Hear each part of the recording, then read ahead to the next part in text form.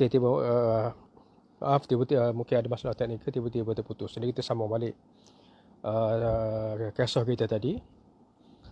Jadi dalam kisah ini, kalau kita tengok, daripada keturunan Nabi Ibrahim AS, daripada silsilah Nabi Ishaq, Nabi Yaqub, dan anak-anak Nabi Yaqub itu digelar sebagai Bani Israel.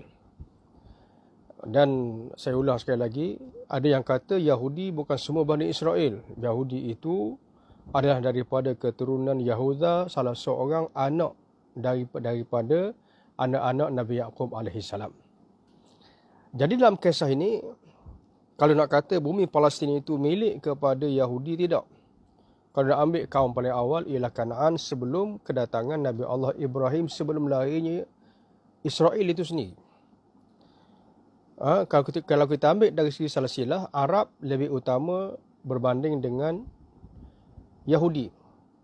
Disebabkan Arab adalah daripada keturunan Kanaan yang merupakan isteri kepada Nabi Allah Ismail AS. Tapi adakah bumi Palestin itu milik kepada Arab? Atau ianya merupakan milik kepada apa yang disebutkan sebagai, apa yang diklaim sebagai milik kepada Yahudi? Kalau kita perhatikan sebenarnya, Palestin ini bukan milik kepada Yahudi, bukan milik kepada Arab. Tetapi Palestin itu adalah milik kepada umat Islam di sepanjang zaman. Umat Islam itu tanpa mengira kaum, tanpa mengira keturunan, tanpa mengira sama ada dia Yahudi ataupun Arab. Kalau kita tengok dari segi silsilah, Kanaan itu sendiri diriwayatkan oleh sebahagian perawi dilihat sebagai kaum yang beriman. Sebab mustahil Nabi-Nabi dan Rasul-Rasul seperti Nabi Allah Ibrahim AS boleh duduk dan diam di Palestin dalam keadaan Palestin itu kufur. Tetapi Nabi Ibrahim boleh duduk aman dan tidak ada riwayat menceritakan Nabi Ibrahim menentang pemerintah Palestin pada waktu itu, menunjukkan bahawa pemerintah Palestin adalah pemerintah yang beriman. Baik. Maka Palestin itu ditadbir oleh Kanaan. Dan selepas itu, kalau kita tengok Palestin di waktu zaman selepas daripada era Bani Israel, antaranya ialah era pemerintahan Palestin berada di bawah kerajaan Mesir.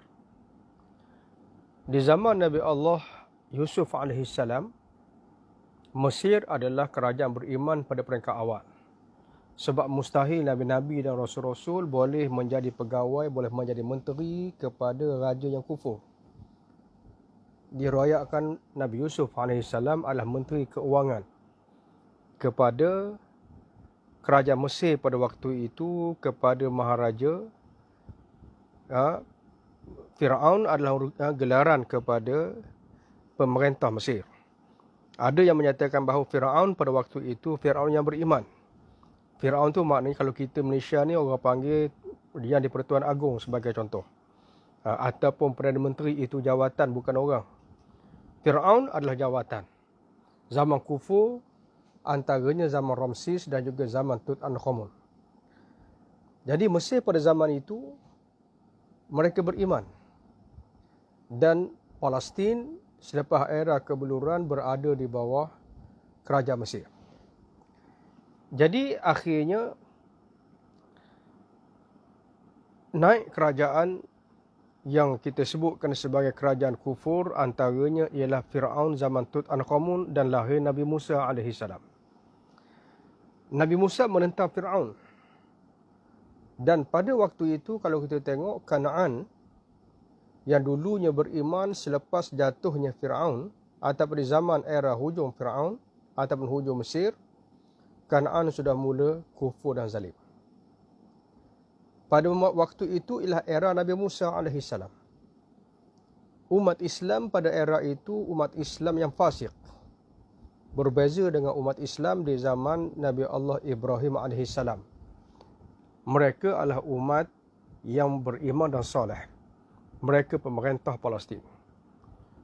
Tapi pada hujung era silsilah Bani Israel di zaman Nabi Yusuf AS dan selepas itu mula lahirnya pemimpin-pemimpin dan golongan fasik di kalangan Bani Israel. Jadi golongan ini berterusan sehingga lahirnya Nabi Musa AS memimpin Bani Israel menjatuhkan Fir'aun. Pada waktu jatuhnya Fir'aun, Allah perintah Nabi Musa pergi bebaskan Palestin. Itu bukti bahawa Palestin pada waktu itu sudah mula kufur kepada Allah Subhanahu Wa Taala. Tetapi Bani Israel macam saya sebutkan tadi, era itu era fasik. Fasik ni maknanya nama je Islam. Tapi buat kerjasama dengan kufur. Buat kerjasama dengan musuh-musuh Islam. Waktu itu musuh Islam bukan Yahudi. Yahudi pada waktu itu adalah merupakan bangsa Muslim. Kaum yang Muslim. Beriman dan berada bersama-sama dengan Nabi Musa AS. Tetapi bila Allah perintah mereka pergi berperang, membebaskan Palestin daripada golongan zalim Jabbarin, mereka kata, izhab anta wa rabbuka faqatila, wahai Musa, pergilah kamu berjuang dengan Tuhan kamu berperang. Inna hahuna qa'idun, kami nak duduk di sini sahaja, kata mereka. Jadi dalam kisah ni, Muslim itu fasik. Fasik ni maknanya pemerintah mereka buat dosa. Yang di sekeliling, yang menguasai masyarakat pada waktu itu adalah mereka yang fasik. Mementingkan dunia, tak kira dosa pahala. Walaupun mereka percaya Allah Tuhan, mereka percaya Nabi Musa adalah Rasul.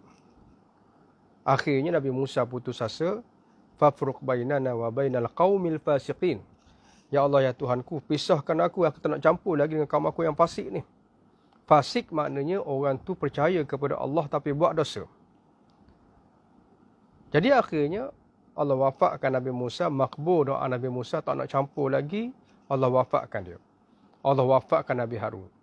Akhirnya Bani Israel terkiai-kiai selama 40 tahun. Disesatkan oleh Allah di padang pasir Sinai. Selama 40 tahun, golongan Jabbarin yang Allah Ta'ala perintah supaya mereka perangi dulu, akhirnya menguasai sebahagian besar daripada negara selepas era jatuhnya Fir'aun. Jadi jatuhnya Fir'aun ni, Bani Israel tak memerintah. Bani Israel tidak mentadbir negara. Bani Israel dilaknat oleh Allah, dijajah oleh kaum Jabbarin selepas mereka selamat dijajah oleh kaum Fir'aun ataupun pemerintah Mesir. Jadi pada waktu itu selama 40 tahun mereka sesat. Sebab apa mereka sesat? Itu hukuman. Mereka tak syukur nikmat yang Allah beri kepada mereka. Dan pada waktu itu adalah merupakan akibat daripada derhaka kepada perintah Allah melalui lisan Nabi Allah Musa AS. 40 tahun mereka sesat. Habis generasi Nabi Musa, lahir generasi baru. Generasi baru ni akhirnya lahir seperti Nabi Allah Syam'un, seperti Nabi Allah Daud AS, dan termasuk antaranya ialah Talut yang akhirnya menjadi raja yang membebaskan Palestin selepas daripada itu. Jadi Bani Israel yang fasik ni, lepas daripada era Nabi Musa AS, mereka adalah pemimpin. Umat Islam ni dia akan lemah bila mana dipimpin oleh orang fasik. Umat Islam dia akan lemah bila mana dipimpin oleh orang-orang yang berpengaruh tetapi fasik. Fasik ni maknanya mereka pentingkan dunia, pentingkan pangkat, pentingkan kedudukan, tapi mereka bukannya takut dan nak laksanakan perintah Allah. Mereka beriman kepada Allah tapi dunia mereka lebih penting. 40 tahun mereka ditadbir oleh orang yang seperti ini. Akhirnya Allah tukar Bani Israel daripada pemimpin yang seperti itu, dan akhirnya Allah melantik Talut jadi raja, dan Talut memimpin Bani Israel menentang kaum Jabbarin, dan akhirnya diberikan kemenangan oleh Allah menguasai Palestin selepas daripada itu. Sebab apa? Sebabnya Bani Israel mula bertukar.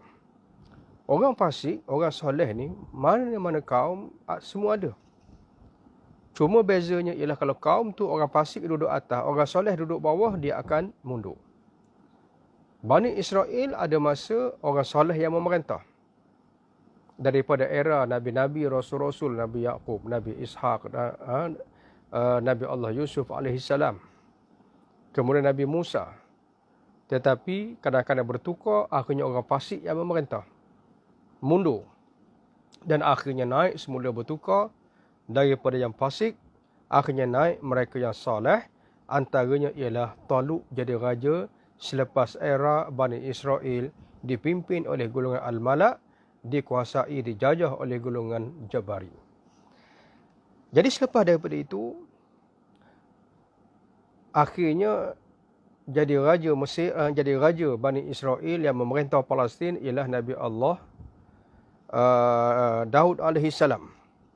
Kemudian digantikan oleh anaknya Nabi Allah Sulaiman AS. Pada waktu itu Bani Israel mencapai kemuncak bila mana Nabi Sulaiman AS menjadi raja di mana Bani Israel memerintah dunia pada waktu itu. Ibn Khaldun sebut, Ibn Hisham sebut, dalam Bidayah wa Nihayah, dua pemerintahan beriman dan dua pemerintahan kufur yang menguasai dunia sebelum daripada Nabi kita Muhammad sallallahu alaihi wasallam. Dua beriman dan dua kufur. Dua kufur antaranya ialah Namrud dan juga Firaun. Ini bukan kuasa lokal ni, ini kuasa dunia.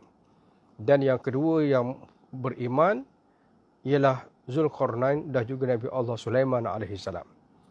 Jadi Nabi Sulaiman ni merupakan raja Bani Israel yang memerintah dunia, pusatnya di Palestin. Selama berapa lama? Akhirnya pemerintahan utama Bani Israel yang diasaskan oleh Nabi Allah Sulaiman AS berpindah ke Sabak, yang akhirnya punca ataupun faktor ataupun pusat pemerintahan umat Islam pada waktu itu berpindah daripada Palestin pergi ke Sabak. Walau bagaimanapun Palestin masih beriman pada waktu itu, cuma pusat pemerintahan berpindah ke Sabak. Dan kemudian akhirnya berlalunya era kelemahan. Selepas era Nabi Allah Sulaiman AS, naik raja-raja yang fasik yang memerintah Bani Israel, antaranya ialah Raja Daqyanus. Di zaman Raja Daqyanus ini, umat Islam bukan lagi pemerintah tertinggi. Tetapi Raja Daqyanus diriwayatkan dia Islam, dia bukan kufur. Dia memerintah Bani Israel tetapi boneka kepada kerajaan Rom pada waktu itu. Bani Israel sebelum itu diriwayatkan bahawa mereka telah dijajah oleh satu kaum daripada Parsi. Termasuk antaranya Sabak lepas mereka kufur selepas 800 tahun, bukan 10 tahun, 800 tahun. Akhirnya bertukar kerajaan antara kerajaan beriman Sabak. Lepas mereka fasik, Allah Ta'ala hantar satu kaum yang dikenali kaum Tubak. Kaum Tubak ini adalah kaum yang memerintah Parsi. Dan mereka menjajah Sabak, termasuk Palestin, yang akhirnya mereka menguasai Palestin selepas daripada itu. Riwayat menyatakan bahawa kaum Tubak ni kaum beriman. Antara raja mereka yang hebat ialah Zulkarnain daripada kerajaan Tubak yang memerintah Parsi pada waktu itu. Dan lepas daripada itu barulah Parsi berubah daripada sebuah kerajaan beriman menjadi kerajaan kufur, majusi sembah api. Tapi asalnya mereka beriman. Waktu mereka beriman itu, mereka menguasai Palestin. Bani Israel tidak lagi menguasai Palestin sebab mereka dah jadi kaum yang fasik. Pemimpin mereka adalah pemimpin yang fasik. Orang soleh ada, duduk kat bawah, kena injak. Nasihat mereka tak didengari. Maka dalam kisah ini kalau kita tengok akhirnya, Bani Israel adalah kerajaan. tetapi bukan kerajaan tertinggi kerana mereka berada di bawah kuasa Rom. Dan Rom pada waktu itu sudah mula kufur dan menguasai Palestin. Jadi tuan-tuan dan puan-puan sekalian, pada waktu ini kerajaan yang fasik ini menyaksikan pembunuhan ramai rasul-rasul. Sebab tu kadang-kadang kita takut kerajaan kufur, kerajaan fasik, kerajaan beriman. Memang kita nak kerajaan beriman. Kalau kita biasa kita doa, Rabbana la tusallit alaina bi dzunubina man la yakhafuka wa la yarhamna. Ya Allah, ya Tuhanku, jangan kamu jadikan penguasa kami orang yang zalim, yang tak takut kepada Allah, yang menzalimi kami. Ya Allah, ya Tuhanku, jadikanlah pemimpin-pemimpin kami orang beriman dan soleh. Itu doa kita. Tetapi ada masa yang memerintah umat Islam itu di zaman Bani Israel yang Muslim adalah Muslim yang fasik. Antaranya ialah Raja Darius yang duduk di bawah kuasa Rom pada waktu itu. Antara kefasikannya ialah nak kahwin dengan anak saudara. Ada banyak riwayat lah kata kahwin anak saudara, kahwin anak sendiri, kahwin anak tiri dan seumpamanya. Tak apalah. Itu khilaf riwayat. Tapi yang pastinya mereka nak kahwin dengan seorang perempuan yang mahram yang tak boleh kahwin menurut syariat Nabi Musa AS. Lalu akhir Nabi Yahya mempertegaskan bahawa tak boleh berkahwin dengan anak saudara sendiri, menyebabkan Ilya yang nak dikahwini oleh raja pada waktu itu mensyaratkan mas kahwinnya ialah kepala Nabi Yahya AS. Lalu akhir Nabi Yahya dibunuh. Kemudian diikuti ayahnya Nabi Allah Zakaria AS juga dibunuh. Kemudian diikuti oleh Nabi Allah Isa AS. Ini zaman 3 Rasul. Nabi Isa AS juga nak dibunuh. Tetapi Allah Ta'ala selamatkan dengan Nabi Isa diangkat naik ke langit. Bila Nabi Isa diangkat naik ke langit, pada waktu itu Bani Israel yang Muslim sebab mereka percaya kepada Allah sebagai Tuhan. Mereka percaya kepada Rasul-Rasul termasuk Nabi Musa AS. Mereka berpegang dengan kitab Taurat. Sebelum mereka wajib berpegang dengan kitab Injil yang diturunkan kepada Nabi Isa AS. Baik. Jadi dalam kisah ni, mereka membunuh Nabi Zakaria, mereka membunuh Nabi Yahya. Sebelum itu mereka tak bunuh. Sebelum itu mereka kufur kepada perintah Allah melalui Nabi Musa AS.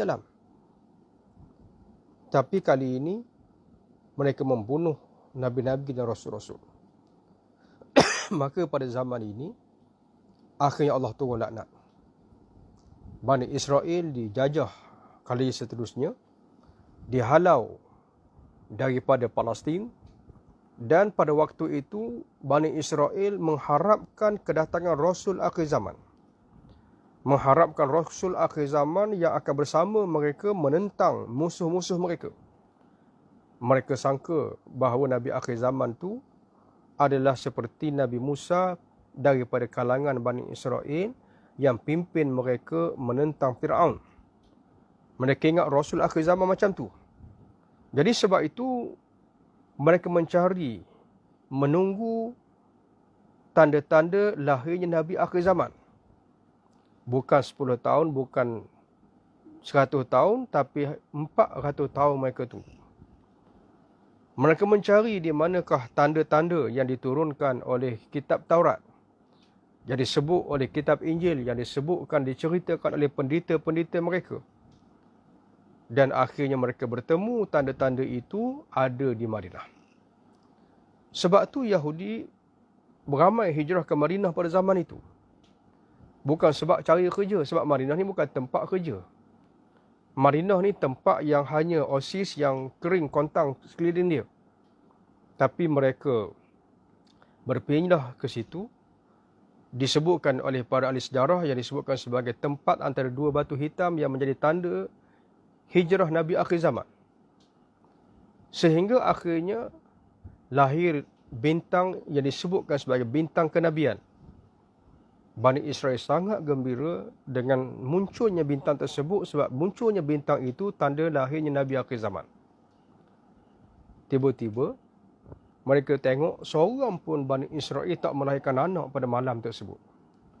Dan akhirnya mereka yakin, tahu, dengar, menyebabkan mereka yakin dan faham bahawa ada seorang budak yang lahir pada malam tersebut. Tidak ada budak lain yang dilahirkan.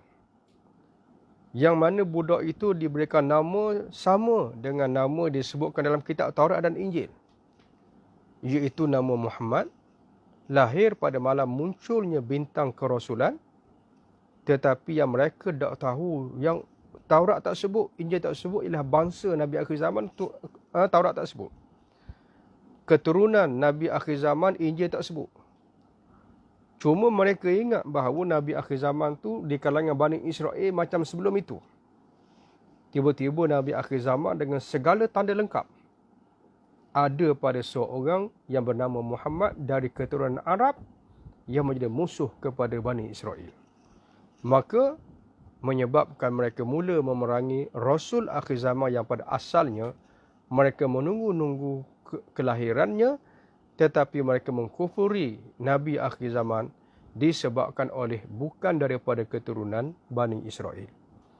Jadi sebab itu kita tengok Bani Israel pada saat itu mereka sudah berubah daripada fasik menjadi bangsa yang kufur disebabkan mereka menolak kerasulan. Sebab macam kita tahu sifat akidah ni tolak satu, dia tak tinggal 24 rasul. 25 rasul yang wajib beriman, tolak satu, dia tinggal kosong. Maknanya mereka sudah mula kufur kepada Allah. Statusnya mereka bukan lagi fasik, tapi sudah menjadi berubah menjadi status kafir. Jadi sebab itulah Bani Israel sampai hari ini mereka tak ada negara walaupun mereka kaum yang cerdik, kaum yang pintar, kaum yang menguasai ekonomi. Daripada zaman dulu Yahudi menguasai ekonomi, tapi disebabkan laknat daripada Allah sampai hari ini mereka tak ada negara. Yang ada pun negara haram, bukan negara yang sah sebagaimana bangsa dan kaum-kaum yang lain. Jadi itulah kalau kita ambil secara ringkas berkenaan dengan bagaimana sebenarnya silsilah Bani Israel dan juga Yahudi sebagaimana yang kita lihat. Jadi beberapa kesimpulan dapat kita ambil yang pertamanya ialah Bani Israel ini dia special nak banding dengan kaum yang lain. Kaum lain tak dilaknat dalam Quran, Bani Israel dilaknat. Sebab apa? Bukan sebab semua individu Bani Israel itu jahat. Sebab Bani Israel ini ada yang baik. Zaman Nabi ada Abdullah bin Salam, seorang pendeta yang ikhlas, yang beriman dan support Nabi SAW sehingga akhir hayat. Diiktiraf oleh Nabi SAW. Itu antara Yahudi yang baik di zaman Nabi SAW. Zaman sekarang pun masih ada sebab seorang sahabat saya daripada Mesir pernah mengislamkan seorang Yahudi di Amerika Syarikat. Tetapi yang jadi laknat itu bukan sebab individu Yahudi itu, bukan sebab individu Yahudi semuanya kufur, tidak. Tetapi Yahudi ini daripada zaman mereka dilaknat membunuh Nabi-Nabi dan Rasul-Rasul, always Yahudi ini dipimpin dan diperintah oleh mereka-mereka yang jahat. Sebab itu tak akan berlaku Yahudi baik sebab mereka diperintah oleh Yahudi jahat. Jadi secara kaum dan bangsanya, Yahudi adalah jahat, zalim dan mereka kufur kepada Allah. Walaupun per individu ada yang baik. Tapi kaum yang lain ada masa yang merintah tu jahat. Ada masa yang merintah tu baik. Macam contohnya selepas era Nabi Allah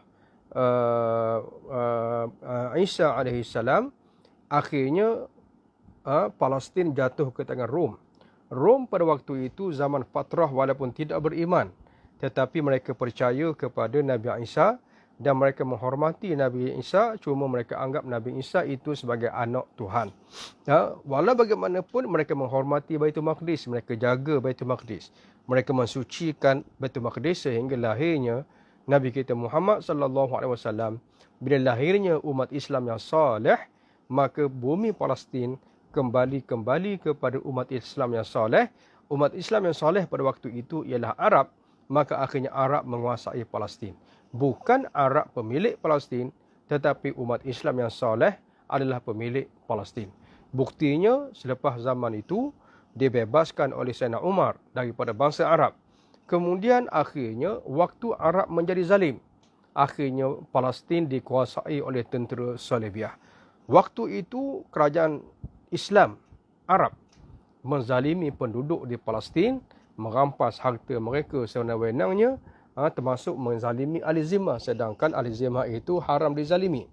Tetapi bila mereka sudah berubah daripada Arab yang soleh dipimpin oleh Arab yang taleh, yang bukan lagi soleh, maka Palestin berubah daripada tangan Arab, sementara dia dikuasai oleh tentera Salibiyah. Kemudian lahirnya umat Islam yang soleh bukan di kalangan Arab, tetapi di kalangan bangsa Turki ataupun bangsa Kurdish yang dipimpin oleh Salahuddin Al-Ayyubi. Barulah akhirnya Baitul Maqdis kembali ke tangan umat Islam, tetapi umat Islam yang soleh menguasai Baitul Maqdis pada waktu itu bukan lagi Arab, kerana Arab sudah berubah jadi lalai dan zalim. Maka bumi Palestin diperintah oleh umat Islam yang soleh yang baru, bukan Arab tetapi daripada bangsa Kurdish yang akhirnya menguasai Palestin. Kemudian berada di bawah bangsa Turki Osmaniyah memerintah Palestin.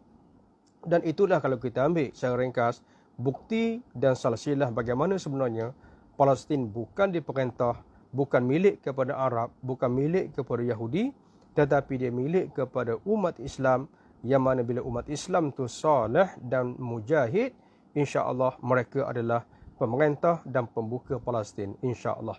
Jadi saya rasa itulah kuliah ringkas kita pada malam ini. Insya-Allah kita doakan semoga Allah Taala selamatkan kita semua dan bebaskan kita semua daripada pandemik yang mengancam dunia pada hari ini. Mudah-mudahan insya-Allah Allah Taala menjaga kita semua daripada wabak dan bala bencana. Aqulu qouli hadza wa astaghfirullahal azim li wa lakum. Wassalamualaikum warahmatullahi wabarakatuh.